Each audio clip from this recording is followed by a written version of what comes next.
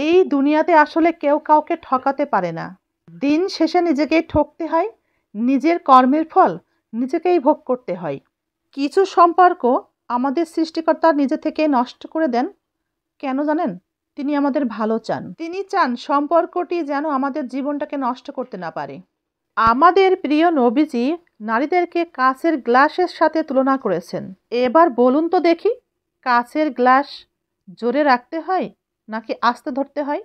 কাচের গ্লাস জোরে রাখলে কিন্তু ভেঙে যায়। কাচের গ্লাস আস্তেই রাখতে হয়।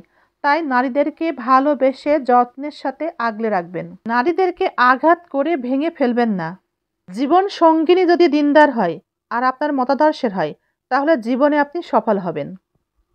একজন স্ত্রীর, প্রকৃত ভালো মনের স্ত্রীর ভালো থাকাটা সম্পূর্ণ নির্ভর করে স্বামীর আচার আচরণের উপর, স্বামীর যত্ন ভালোবাসার উপর।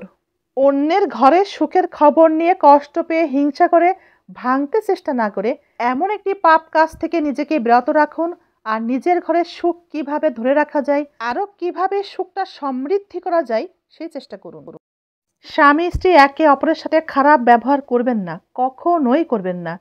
স্বামী স্ত্রী সবসময় একে অপরের সাথে ভালো ব্যবহার করবেন, সুন্দর সুন্দর মুহূর্তগুলো কাটানোর চেষ্টা করবেন। তাহলে একে অপরের সাথে ভালো ব্যবহারের জন্য নেকি পাবেন। মা ব্যতি রেখে অন্য কোনো মেয়ের দিকে তাকালে ভালোবাসলে নেকি পাবেন? পাবেন না। স্ত্রীর দিকে তাকালে কিন্তু নেকি পাবেন। স্ত্রীকে ভালোবাসলে নেকি পাবেন। স্ত্রীর মুখে খাবার তুলে দিলে নেকি পাবেন। স্ত্রীর সাথে ভালো ব্যবহার দিলে নেকি পাবেন। স্ত্রীর সাথে সুন্দর সুন্দর মুহূর্ত কাটাবেন, নেকি পাবেন। স্ত্রীর মুখে খাবার তুলে দিবেন, নেকি পাবেন। অন্তরঙ্গ মুহূর্ত কাটাবেন, নেকি পাবেন। তাকে আদর করবেন, যত্ন করবেন, নেকি পাবেন।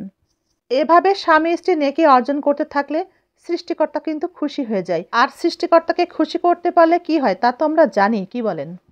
জীবনের পথগুলো চলতে গিয়ে স্বামী যদি কখনো কোনোভাবে কোনো ভুল করে ফেলে, স্ত্রী অবশ্যই তা শুধরে দিবে।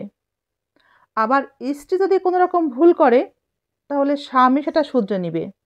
ফজরের নামাজের জন্য স্ত্রী স্বামীকে ডেকে নিবে, উঠতে না চাইলে ঠান্ডা পানির ছিটা দিবে।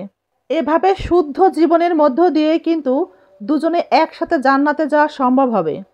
জান্নাতে দুজন একসাথেই যেতে হবে। দুজনে একসাথেই কিন্তু জান্নাতে যেতে হবে। ঠিক বলেছি তো? জীবনের পথগুলো চলতে গিয়ে স্বামী যদি কখনো কোনোভাবে কোনো ভুল করে ফেলে, স্ত্রী অবশ্যই তা শুধরে দিবে। আবার স্ত্রী যদি কোনো রকম ভুল করে, তাহলে স্বামী সেটা শুধরে নিবে। ফজরের নামাজের জন্য স্ত্রী স্বামীকে ডেকে নিবে, উঠতে না চাইলে ঠান্ডা পানির ছিটা দিবে। এভাবে শুদ্ধ জীবনের মধ্য দিয়েই কিন্তু একসাথে দুজনে জান্নাতে যাওয়া সম্ভব হবে। জান্নাতে গেলে দুজনে একসাথেই যেতে হবে। জান্নাতে একা যাওয়া যাবে না, গেলে দুজনে একসাথেই যেতে হবে। দুজনে একসাথেই কিন্তু জান্নাতে যেতে হবে। ঠিক বলেছি তো?